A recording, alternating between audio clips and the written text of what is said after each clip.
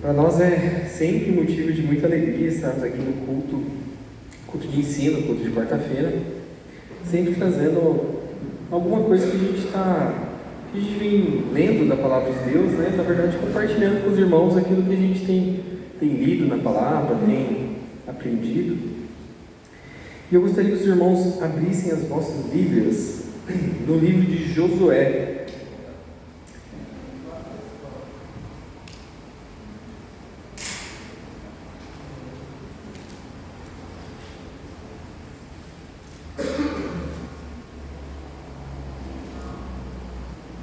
Josué é o sexto livro da Bíblia. Ele vem logo após o Pentateuco, né, os 5 primeiros livros.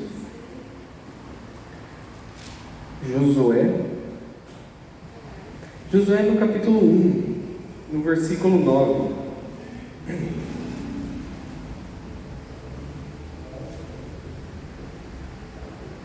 Amém? Diz o seguinte, Josué 1, 9. Deus falando a Josué, né?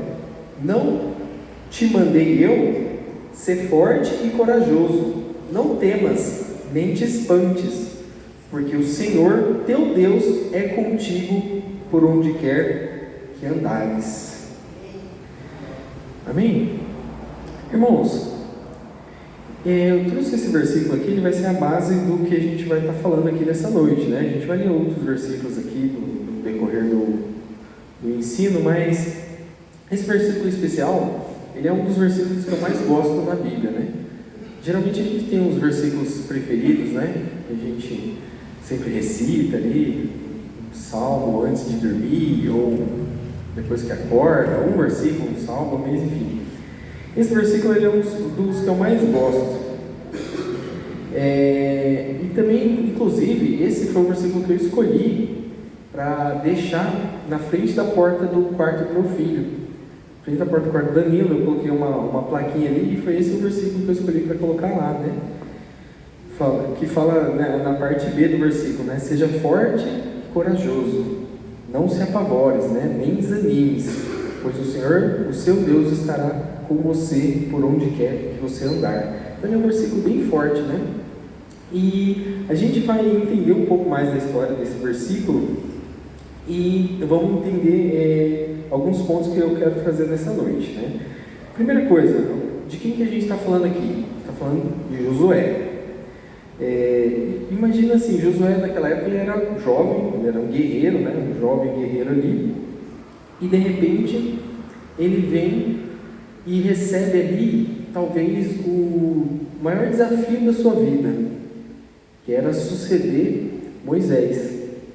Então, à frente do povo de Israel ali. E a gente tem que frisar ali o fato que Moisés, ele é considerado o líder que ele organizou o povo, né? Que ele pega, orienta, organiza o povo e dá rumo a toda a tradição judaica que existe hoje.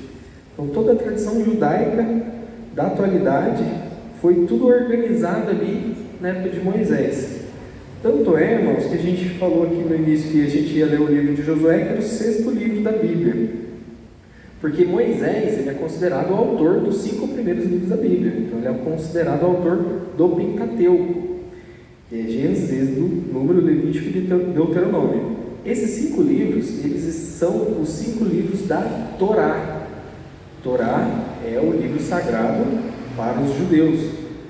Então, Moisés, ele é o autor não só dos 5 livros que são presentes na Torá, como também estão presentes na nossa Bíblia, são do Pentateuco. Então, olha a relevância que Moisés tinha ali na época, enquanto líder, enquanto organizador e direcionador de toda a cultura judaica da época. Então, para a cultura hebraica, ele foi o maior guia que a nação hebraica teve.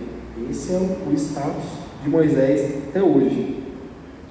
E Josué, ele recebe de Deus essa missão de dar continuidade, de conduzir o povo hebreu e mais, outro desafio, conquistar a terra prometida.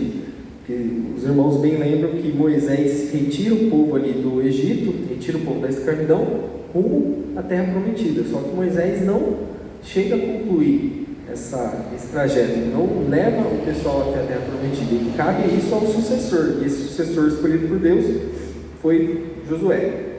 E é claro ali, ele com medo, com temor, e é o que a gente, desse grande desafio que foi colocado na vida dele, é o que a gente vai estar falando um pouco aqui nesta noite, né?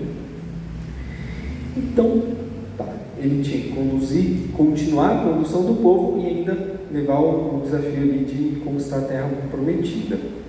Então era uma missão que exigia coragem, obediência e fé em Deus. Então, Deus nesse momento aqui, ele usa essas palavras assim para motivar Josué. Ele fala assim: não foi eu que te mandei, não foi eu que te falei para você ir, então não desanime. Fique tranquilo, pois eu estou contigo onde quer que você vá.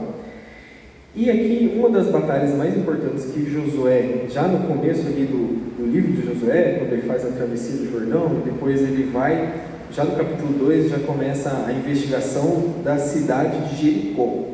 Essa foi uma das batalhas mais importantes que Josué travou ali à frente do povo.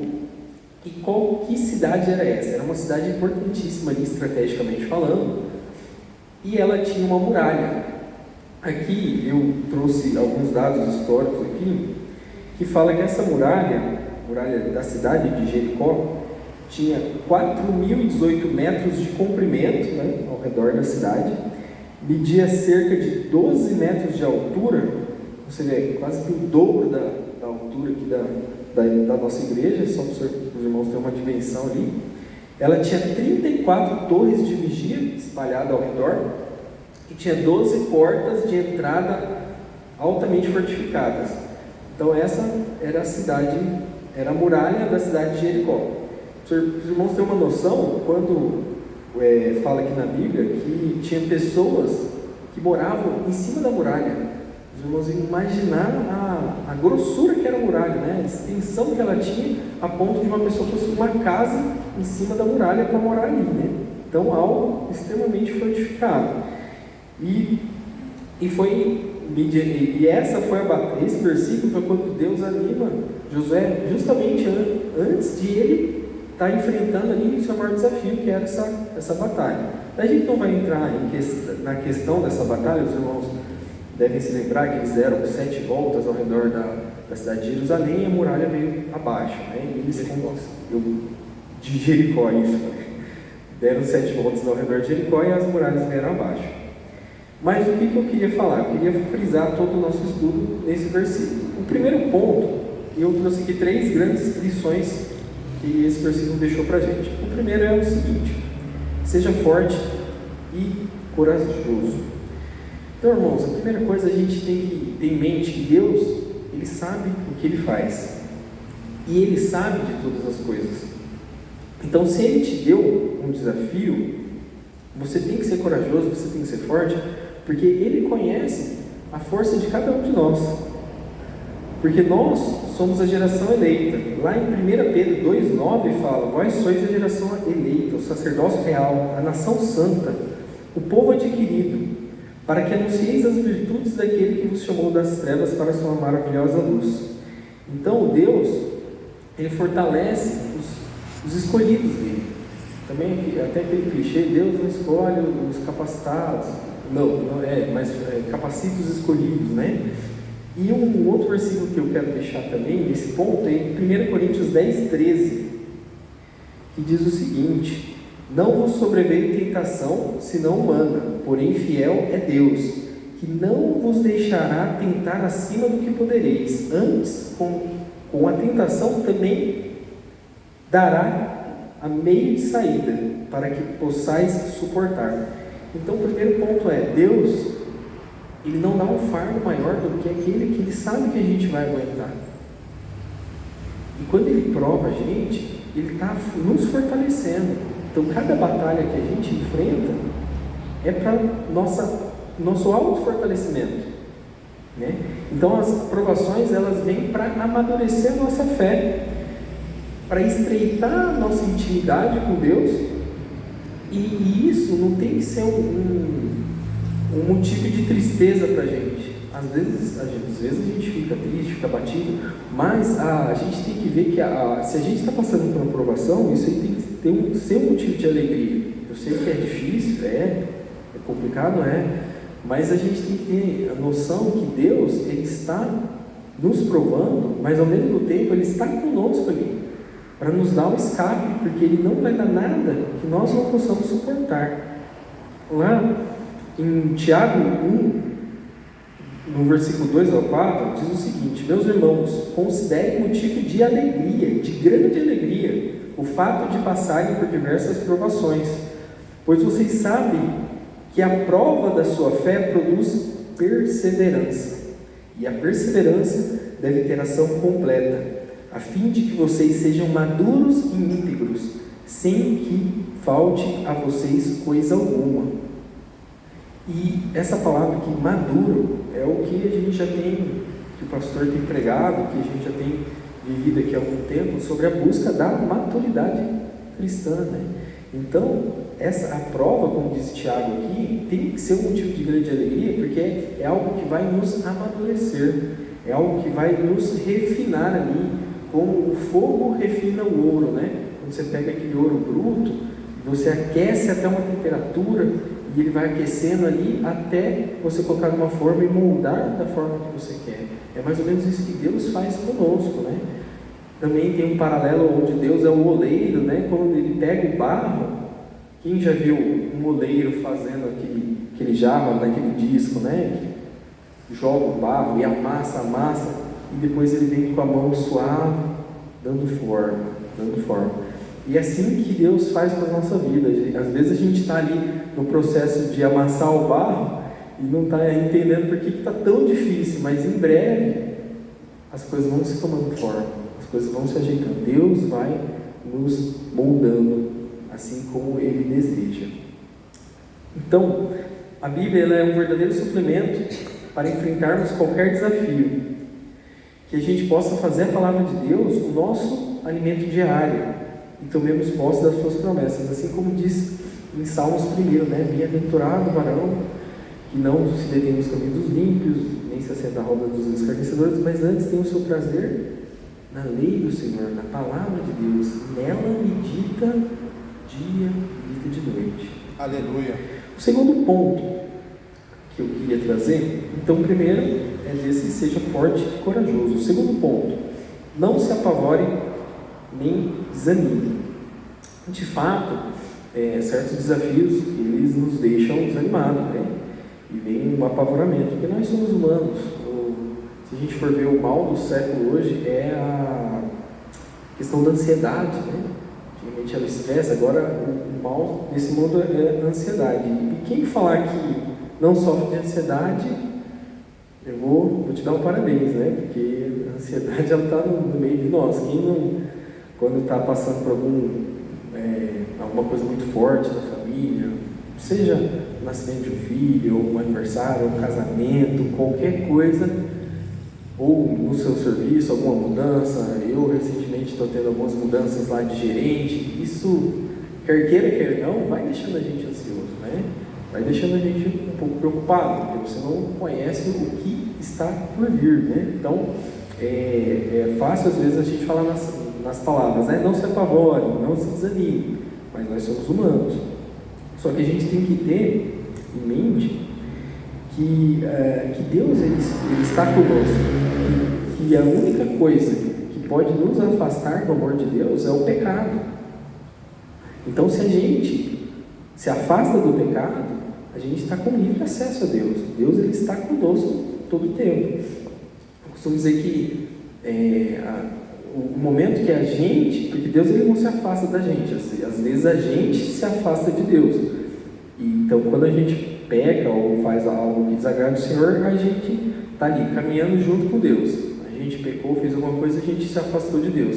No momento que você se arrepende, quando você volta, Deus está no mesmo local ali, de braços abertos, esperando, falando: que bom que você voltou, vamos continuar junto a caminhada? Então é assim Deus nas nossas vidas, que Ele aceita o arrependimento do seu servo, Ele aceita quando o seu servo peca e pede perdão, se arrepende de de coração, no mesmo momento Deus aceita de volta e continua a caminhada a partir dali. Então, sobre desânimo e apavoramento, às vezes até os próprios discípulos ficaram apavorados, né? Quem se lembra lá em Mateus 8:6, eu vou até ler junto com os irmãos.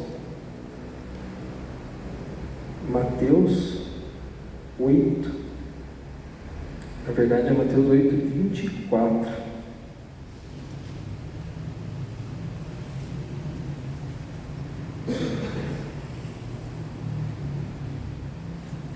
Mateus capítulo 8, a partir do versículo... Vou ler do 23 ao 27. Na minha Bíblia aqui tem até um título que fala que assim, Jesus domina as circunstâncias. E entrando ele no barco, seus discípulos o seguiram. Então a gente está falando aqui dos discípulos de Jesus, que estavam andando com ele, que viram maravilhas, que sabiam que eles estavam com o Messias no mesmo lugar junto a eles, né? 24. E eis que no mar se levantou uma tempestade tão grande que o barco era coberto pelas ondas. Ele, porém, estava dormindo. Jesus estava dormindo. Nesse momento, uma grande tempestade que as ondas cobriam aquele barco. 25. E os seus discípulos, aproximando-se, o despertaram, dizendo: Senhor, salva-nos que perecemos. Salva-nos que perecemos. Então, eles já sabiam que Jesus, de toda a glória de Jesus, de todo o poder de Jesus, tanto é que eles vão ali para pedir socorro para Jesus. Eles sabiam que ele poderia salvá-los, mas em nenhum momento eles lembraram que Jesus estava ali com eles. Imagina vocês, você acha que Jesus, estando no mesmo barco que os discípulos, ia deixar alguma coisa acontecer com aquele barco? Jesus estava ali. E eles desesperados: Senhor, salva-nos, estamos perecendo.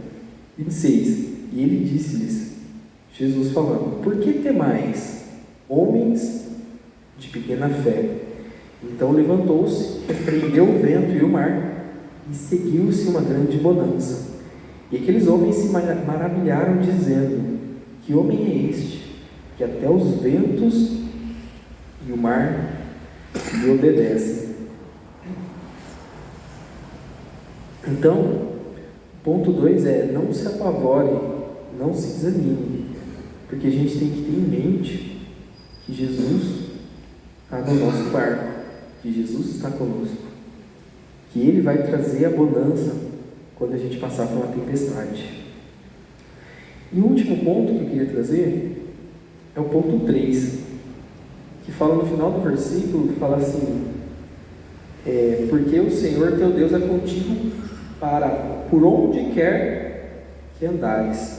Então, onde Josué colocasse a planta dos seus pés, Deus estaria com ele.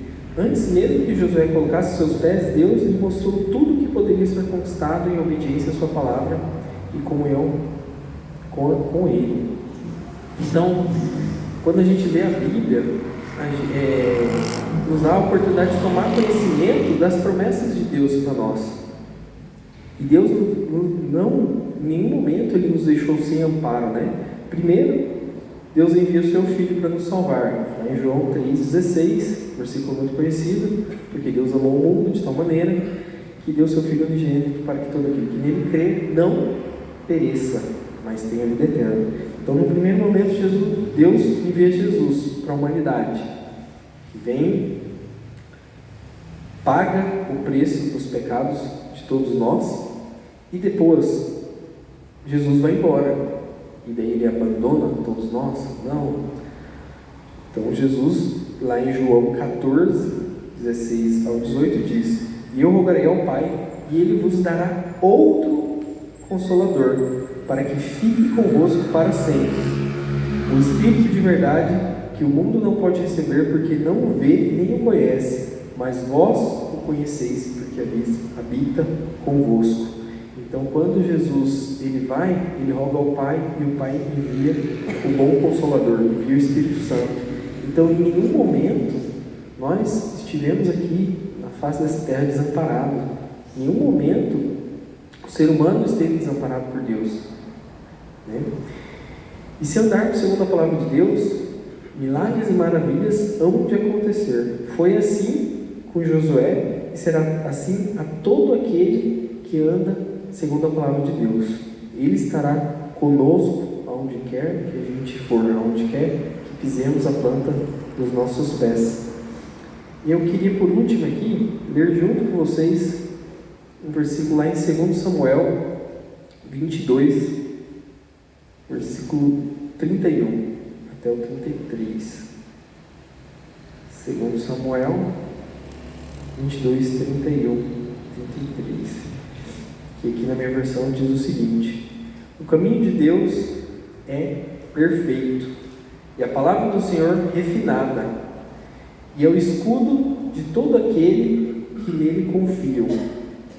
Porque quem é Deus, senão o Senhor? E quem é rochedo, senão o nosso Deus?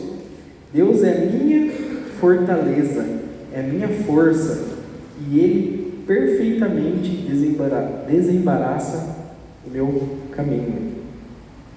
Então que nós possamos, assim como Josué, que era jovem, que tinha medos, que tinha temores, que às vezes olhou para o desafio e falou: eu não vou conseguir. Ele clamou a Deus, e Deus lhe respondeu. E Deus falou: ei, fui eu que te coloquei aí, fui eu que vou te sustentar. Não tenha medo, não desanime. Eis que estou convosco onde quer que você vá. Então, que nessa noite nós possamos ter a fé de Josué, sabendo que Deus está conosco, sabendo que Deus está ao nosso lado, no nosso barco, no nosso caminho, na nossa vida, na nossa casa, no nosso emprego, que Ele vai na frente. Às vezes quando a gente tem alguma decisão importante para ser tomada, ou às vezes quando a gente vai passar por alguma situação, que você possa orar a Deus, falar: Deus, vai na frente, prepara tudo. Se como Josué, Deus ia ali na frente, preparando as batalhas, preparando as vitórias, que você também possa fazer isso, clamar a Deus, falar: Deus, vai na minha frente, prepara tudo para que quando eu chegar lá, eu vença e te glorifique, eu vença e entregue a ti a vitória, e reconheça que foi graças a ti que essa vitória aconteceu. Amém? Amém. Então que nós possamos entregar nosso caminho ao Senhor, confiar nele, e tudo mais Ele fará. Amém? Amém. Vamos ficar em pé, vamos fazer uma oração antes de eu estar entregando aqui a palavra para o pastor. Senhor, nosso Deus, nosso Pai, graças te damos por essa oportunidade, Pai, de estarmos aqui na sua casa, Aleluia, para louvar Jesus. e para engrandecer o seu nome, Senhor. Que nessa noite nós possamos ter um coração igual ao coração de Josué, Senhor. Um coração grato, um coração de confiança em Ti, Pai. Que nós possamos verdadeiramente entregar nosso caminho a Ti, Senhor, e verdadeiramente confiar, Pai. Confiar que de Ti vai vir a provisão. Confiar que só Tu, Senhor, é o único capaz, Pai, de nos sustentar, de nos deixar de pé, de fortalecer a nossa fé, Pai. Nos ensina, Senhor, a ser cristãos maduros, Pai. Nos ensina a confiar cada vez mais, Senhor, a entregar cada vez mais o nosso caminho, nosso destino nas Suas mãos, Pai. Porque a Tua palavra diz que a Tua bondade, Senhor, que a Tua vontade, Pai, é boa, é perfeita e é agradável. E é melhor que a nossa própria vontade, Senhor. Então oramos aqui nessa noite que a Sua vontade prevaleça em nossas vidas, Pai. Que Tu seja o centro do nosso caminho, Tu seja a direção e a nossa bússola, Pai. Essa é a nossa oração, em nome do Seu Filho amado Jesus, que vive e que reina. Amém.